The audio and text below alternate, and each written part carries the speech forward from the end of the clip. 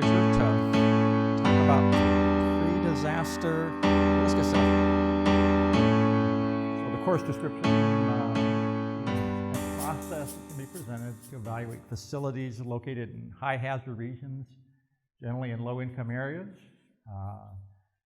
methods to determine the vulnerabilities of structures, and then provide our clients with means to mitigate those vulnerabilities. Our objectives of resources, how to determine probability and magnitude of earthquakes and high winds. I'm going to be focusing more on earthquakes and winds here. Learn the physical and geological elements of the region and severity of natural hazard events. How to assess existing facilities. This applies both in a post-disaster as well as this is a pre-disaster environment. And then mitigation methods to address vulnerabilities. So this is me and my family. So I have two girls, and all of these are my oldest daughters, and my youngest daughter has one on the way who isn't pictured, so mention her. But I'm from California, and I've been doing earthquake engineering since graduating many years ago. Been involved in quite a bit of ministries through our local church, and in the last 3 or 4 years been involved in prison ministries, which I'm currently preparing for a weekend in prison in about a month. So I heard about EMI when I went to the Haiti earthquake in 2010. I was there on my own, and somebody said, "Do you know about this organization?" And she was actually Canadian and put me in touch with the Canadian office. And so I contacted, and I've done a couple of EMI design projects, actually both with the Canadian office. And then I've been more involved recently on disaster response projects. EMI volunteers, so we serve God by serving others, and kind of using the terminology from the website, writing economical and sustainable master plans and designs for those in need around the world, providing technical expertise to impact communities struck by natural disasters. And so that's kind of our two core areas, and this one is helping them perform risk assessments before a national disaster. Is kind of a new area moving into. You've probably seen this equation if you've gone to a couple of the ones. I've been to 2 of the breakout sessions earlier, and they've had this same equation, although they've had another term in there, exposure. And so hazard has a component of exposure or probability within it, and vulnerability structure. So this is really what natural event may occur, and what its probability is the hazard, and then the vulnerability is, if that occurs, is the structure vulnerable and what may happen to it.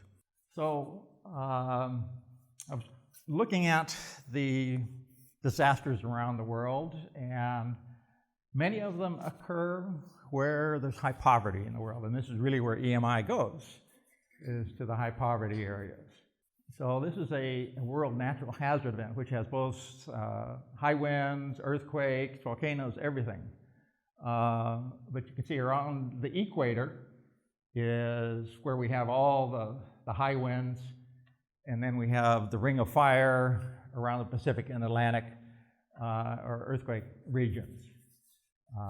So many of the poor areas are impacted by very severe natural hazards. So in determining the natural hazard, for the case that I'm talking about is really where we're going to look at multiple facilities. And so those are generally, one hazard can impact many facilities. Those are generally high wind and earthquake. Snow and flooding is more localized, so I won't be talking about that here. So when we assess the facilities, we look at the type of construction at the site and the quality of construction, and then most importantly, the lateral force resisting system. So hurricanes or typhoons or cyclones, all the same thing, but as you see, they just have different names depending on where they occur in the world. Methods for identifying severity. This is the hurricane wind severity scale you've heard of. And then there's also a Beaufort wind force scale. And so these are used to determine the speed of the winds. And then if you look at it from a probabilistic perspective, and within like the United States and the US territories, there's been a lot of probabilistic studies of wind and earthquakes, and you can go in and look at the maps for that. The rest of the world, it's not so well studied. This is a recent study on the probability of high winds. This is in meters per second. So it gives you the probability of a 3-second gust within a 100-year period. So that's kind of the exposure end of the hazard. The white areas do not have sustained severe winds from tropical cyclones or hurricanes or typhoons. Many of you are civil engineers have taken wind design. The local topography is important on the severity of the wind. So the earthquake hazards, the Global Seismic Hazard Program was in place for many years, and then it stopped. And it was to look at the probability of ground shaking around the world. It's now been picked up again as kind of resurfacing.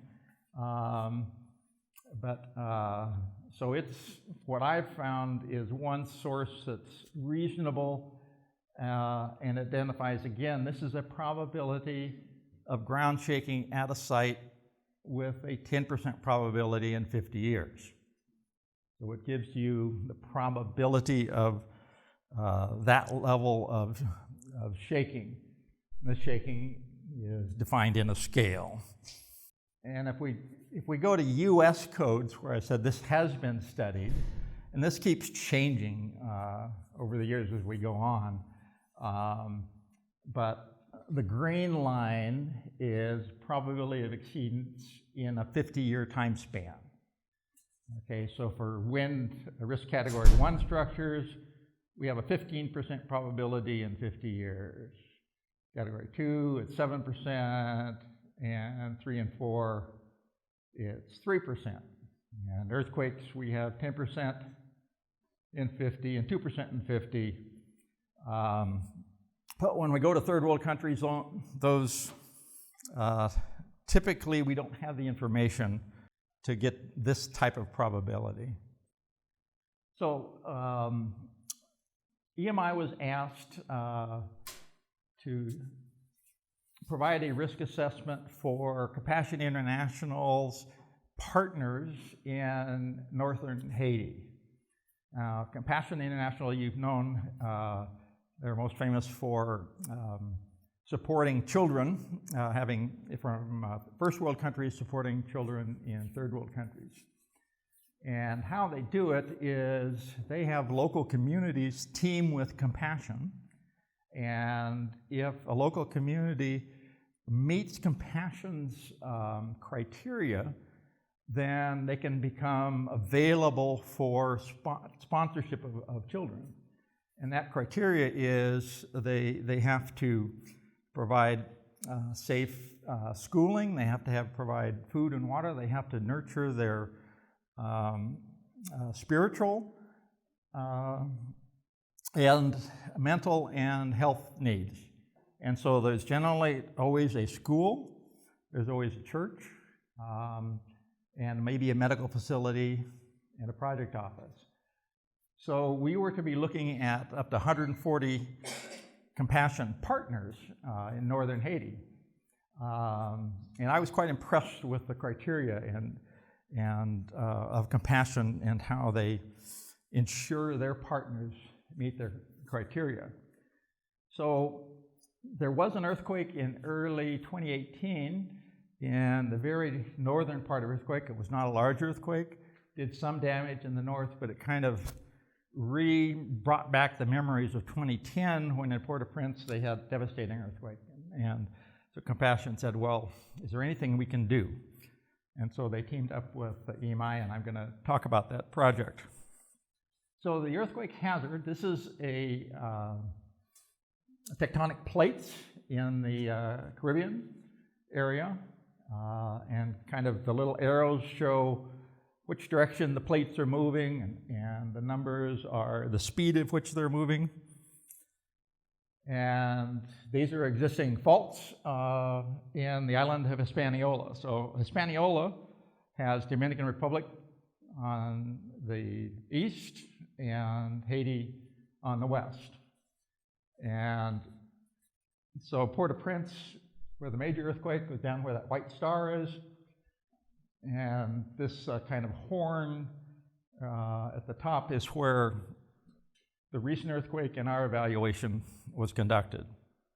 So although I wasn't aware of it, I became in this project aware that there had been a seismic probabilistic study of Haiti, which was a good thing after the 2010 earthquake.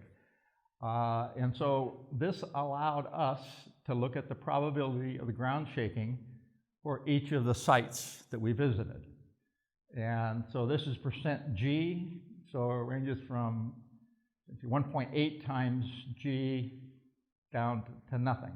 So for every site in a 50-year, 10% probability in 50 years, we knew the severity of shaking, and that gave us a measure of the hazard. So that was the hazard component of that equation, risk equals hazard plus vulnerability. So now we needed to assess the vulnerabilities of 140 facilities. There's a lot of facilities.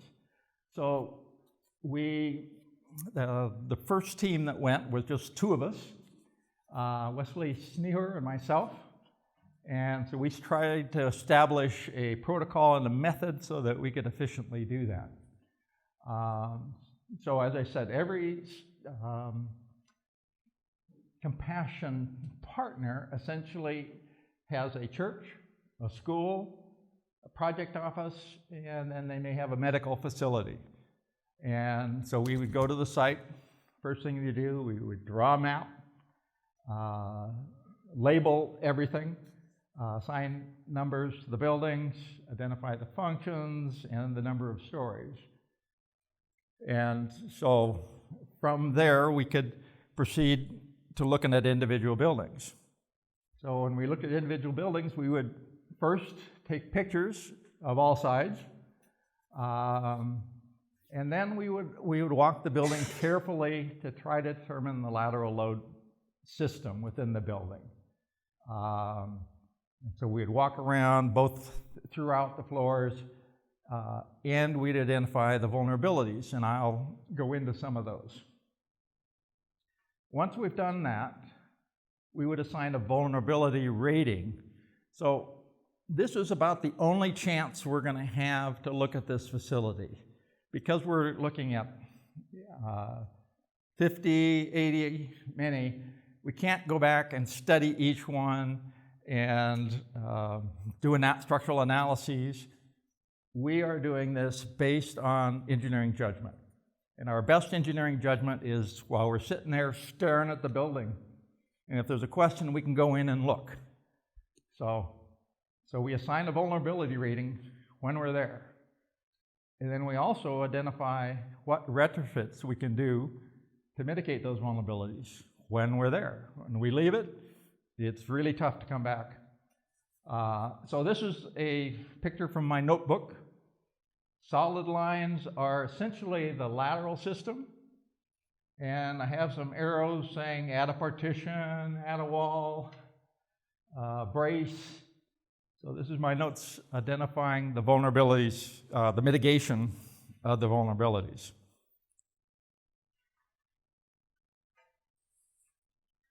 So prior to us leaving the site, so this might take an hour and a half.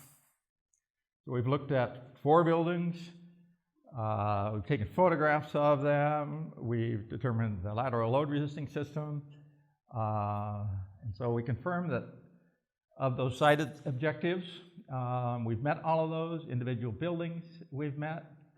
And we've identified vulnerability and retrofit conclusions. And then we write them down. So we put the timing down to kind of link with the photographs, and we identified our conclusions. Essentially, okay, no vulnerabilities. R is retrofit recommended. Now, one of the things we need to do in it is to understand the common construction in Haiti. Now, I've been to Haiti many times, and so I was very familiar. So the common construction, homes are typically one story. Many of them have a concrete roof. They are concrete block, confined masonry infill structures. Different sequence of whether they pour the concrete or the walls, but most of them generally pour the concrete frame first, and then they infill it with concrete block. So here they're getting ready to pour the slab on top. So in Haiti, it's a warm climate. The way to keep cool is to be out of the sun and let the winds blow through. So they have no windows, but they have vent blocks. So for somewhat both security as well as it lets the wind blow through. And then the blue lines I show up here are the concrete frame up on top. And many structures are not painted, so they're very obvious. So once you paint them, it's harder to see things. So the first floor on this one is a concrete floor. The top floor typically is corrugated iron, sheet metal, and it can either be a wood or a metal frame. So this is typical wood trusses on a corrugated iron roof. Many of the schools were built in a similar fashion, that they have a concrete frame. The purple is the block infill, a corrugated roof. And in many developed countries, so each of these also are partitioned off as schoolrooms. I don't show the partitions because they're generally look like that or something. They're either light plywood or partial height, and so from a earthquake resisting system, many of them are very questionable.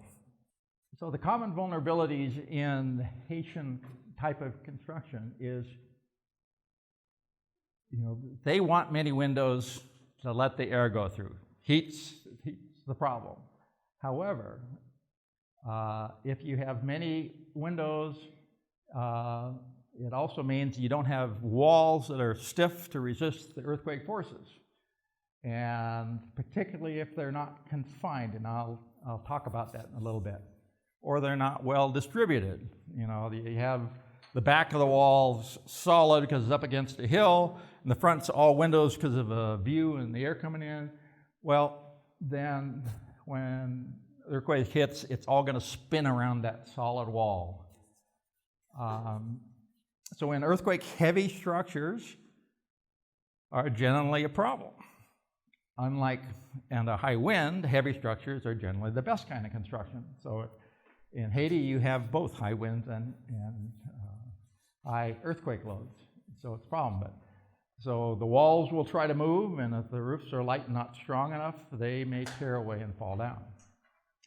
So a big problem is that they don't have a mechanism or a diaphragm, and I'll talk about that in a little bit, to distribute forces from the walls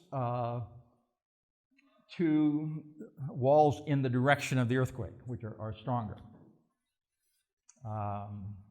And gable ends, so a gable roof is essentially the ends of the V-shaped roof. They frequently will not have concrete columns going up, and they're heavy and they'll flop out during earthquakes. Concrete is used for ornamentation. We saw some big old fancy churches with great concrete ornamentation, but heavy and very dangerous. and also spindly columns. So I mentioned I'd talk about confined masonry. So a typical wall we'd see maybe at the top. I pulled it out of a report, figure 5. Well, in this wall, really only the center wall provides significant, strong resistance. All of the other walls will have to crack and break before loads really get to this one, which is good. So when we go through and determine a lateral force resisting system, we're looking for confined walls. And confined walls are very good, even with no reinforcing in it, no reinforcing in the masonry, but they will be reinforcing in the column frame. That will be a strong system. So on the left, I show the confined ones in the dark pink and the unconfined. So you might have a long wall, for example, this one, but it's not confined by another column. Hence, it'll break up. So really the system to resist the lateral loads is the confined ones shown on the right side here. And I say each site had a church, and most of the churches were built in a similar fashion, big rectangular box, high ceilings, and heavy walls. So the walls may be 18 feet high of 8-inch concrete block. So during an earthquake, there's a lot of mass, momentum, wanting to sway. And so an earthquake going in this direction, the end walls are pretty rigid, and they're not going to want to sway. But if there's no method to get the load from all of this mass down to this, the top and bottom wall here, the thing will just potentially fall apart. So it's a highly vulnerable situation. Okay, so that's an example inside. Now this is a gable end. This one actually has a column going up to the top. If that column, in many places there was not a column going above this collar beam, so that gable end would be more prone to go out. I don't know if I have a slide for it, but so that if this was an end wall, it needs to take all the lateral load from the entire building. And so it also has to be connected to the roof and have a load path. We talk about load path a lot. And so we have to define a load path. So we see this situation, and we would recommend that you've got to put in diagonal bracing. Now, it's in very light color there, but there's yellow diagonal bracing, which would be angle iron. And we give them typical details of how to connect the angle iron to the roof framing and to the walls so that there can be a transfer of load and a distinct load path to get that heavy momentum from the side walls, the loads to transfer to the end walls. So the connection. So again, this was actually a hipped roof. But same situation. Again, in Haiti, you've got to design both for horizontal shear connections of the roof to the concrete and for wind so that they don't blow off. And frequently what we'd see is rebar would be extending up from the columns, and they would bend it over the sill plate, which is here, and that would be all they'd have. And it typically is not tight or secure or have any real known capacity. So here's a typical school, and I mentioned this is a picture of one of the typical partitions. It might be 1/8 inch, what do they call that, door wood? Very thin plywood, just a visual barrier between the classrooms. Well, we would recommend putting in a concrete infill wall, so confined infill wall, to provide in this direction, up and down load transfer for these heavy walls. And also that we would provide a structural tie to the outer column. So many of these schools had their hallway on the exterior of the building. That's the way they got in and out. So there was a concrete beam at the edge which really wasn't connected to anything else. Yes? So yes, and the first one that's pretty simple. If you put in a block wall, as long as you grout it tight, it's pretty confined, and you'll want a minimum thickness of 6 to 8 inches of block, and so it will stay there and resist loads. In terms of the tie joint, you really need to drill through and get rebar going through and grout the rebar in. So we go through all of these facilities, and I say we're moving at a fast pace, and then we come back and we collate all our information.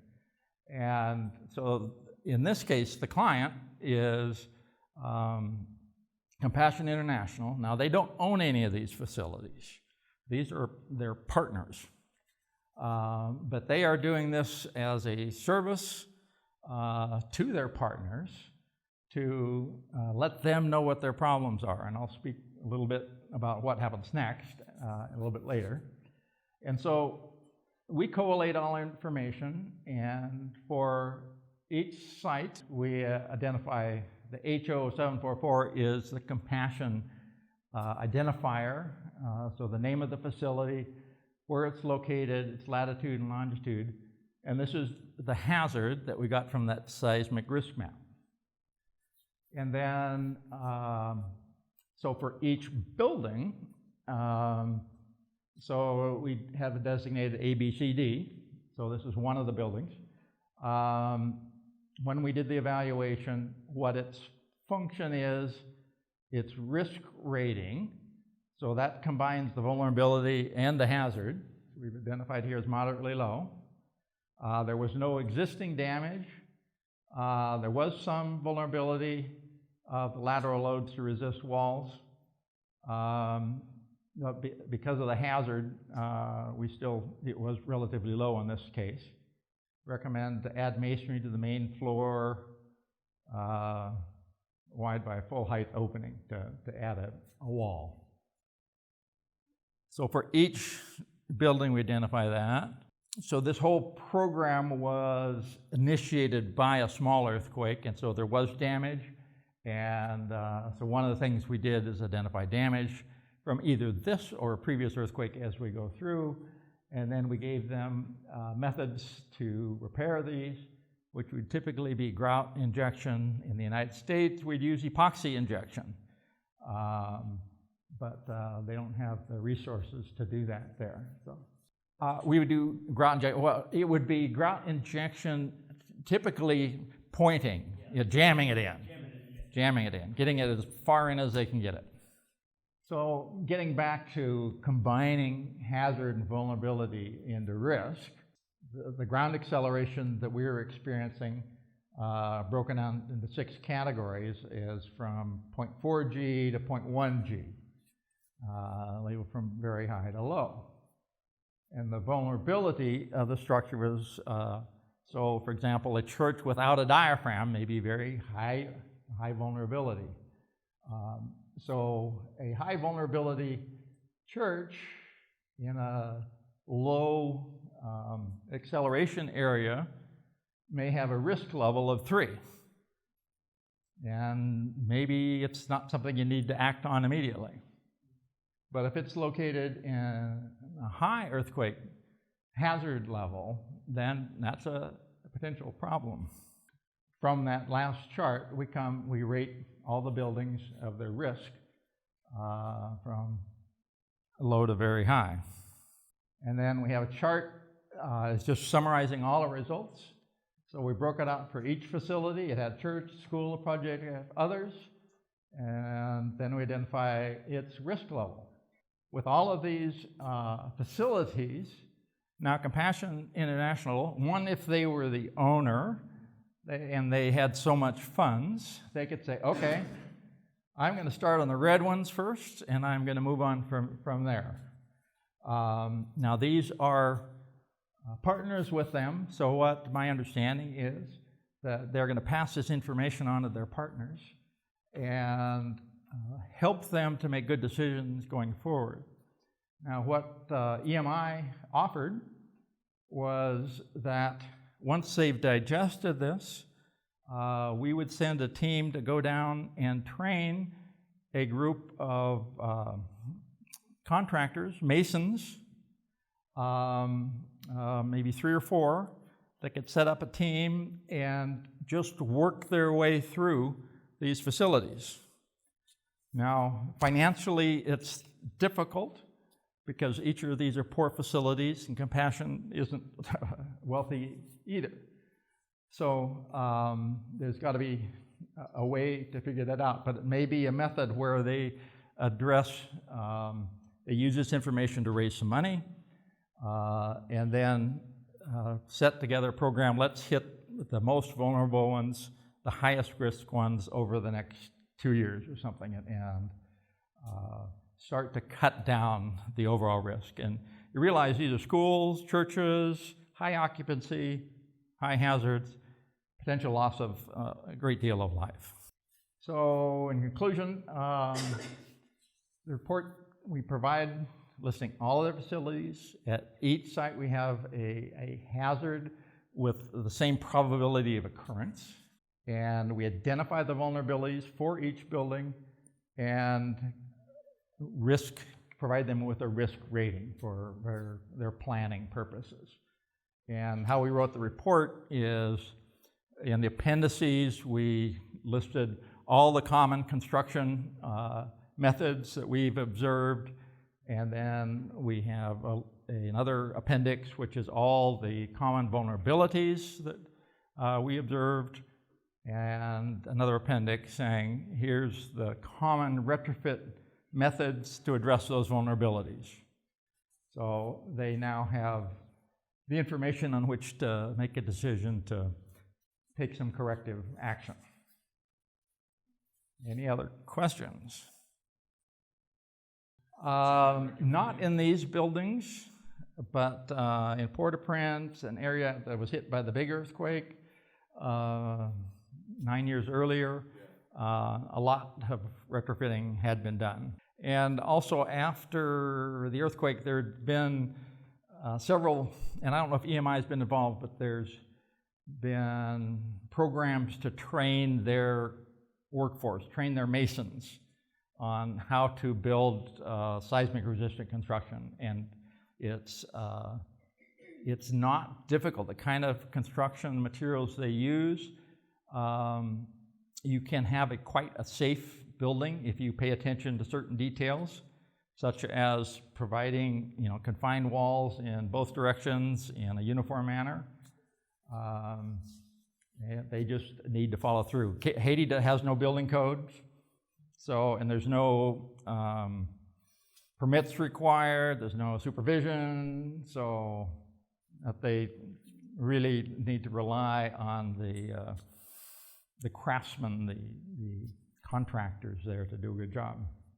It was pretty much engineering judgment. So if a particular vulnerability would lead to a collapse, and a simple one would be a church without a horizontal diaphragm. It's very easy to see the wall fall out, the roof come down. And so a collapse is the highest probability. If it was a gable end wall, it may be very susceptible to falling out, and what you may do is hurt somebody who's on the outside of the building next to it. but it's not used to support the structure. It's really just an architectural element. So that would be a vulnerability, but it would not be a high vulnerability. So it was really a judgment call, as I say, while we're at the site, defining the severity of the vulnerabilities. And we knew the hazard before we went to each site, so then we could combine the hazard with the vulnerabilities. This was done for this project based on relative ranking of what we saw. Similar things like this have been done elsewhere. I'm not sure if any of you have heard of the Resiliency Index, United States Resiliency.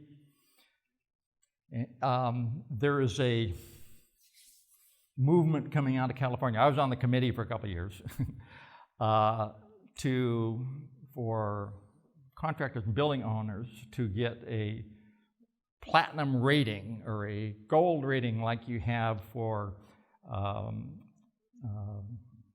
sustainability. For a green building, you get a platinum green. Well, they're trying to do that for resiliency in an earthquake or in hazards. And so they've done something similar to this. If you search, actually Jesse found that one for me. I'd been searching for it, Jesse with EMI here, and I hadn't found it. Before, as I say, U.S. territories are done. That G-shape map is available publicly, and Munich Re, which is a reinsurance company. So the map that I showed with the global hazards is from Munich Re. So they, as their business, reinsurance companies are ones who insure insurance companies. So all insurance companies have to be insured at a higher level. And so there are 4 or 5 big reinsurance companies, Munich Re is one of them. And so they study and try to put probabilities. Well, one of the things is connections of roof to walls. So you can put an angle iron and drill it down into the top of the wall and then nail it into the wood or bolt it into the steel framing. You need a load path. And so roof to wall connections is very important.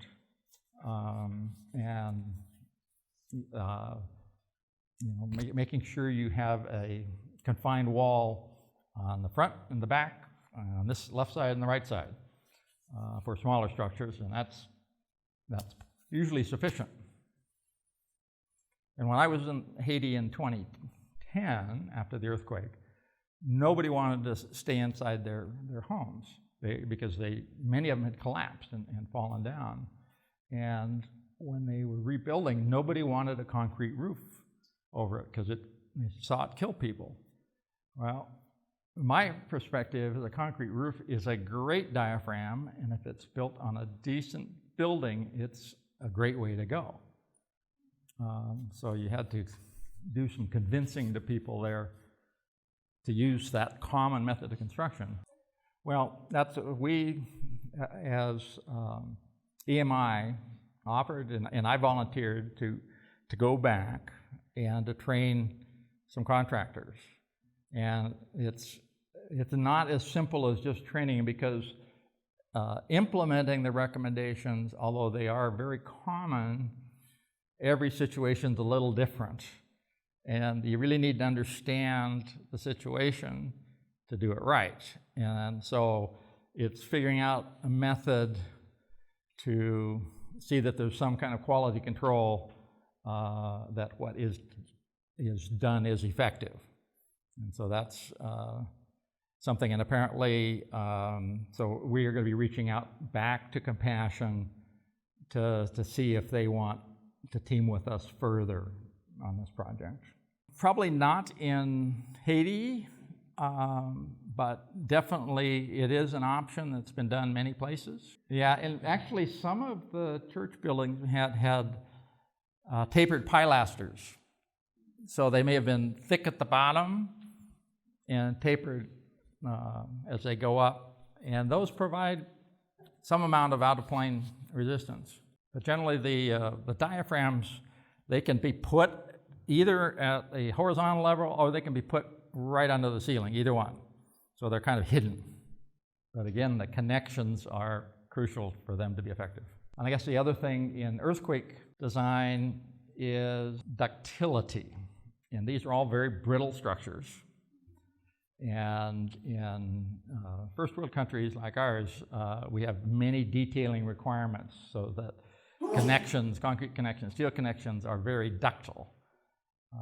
In a place like Haiti, you want to ensure that connections are strong enough so that they don't have to be ductile. Because it's very difficult to make a ductile connection in a brittle building. So with that, I thank you all.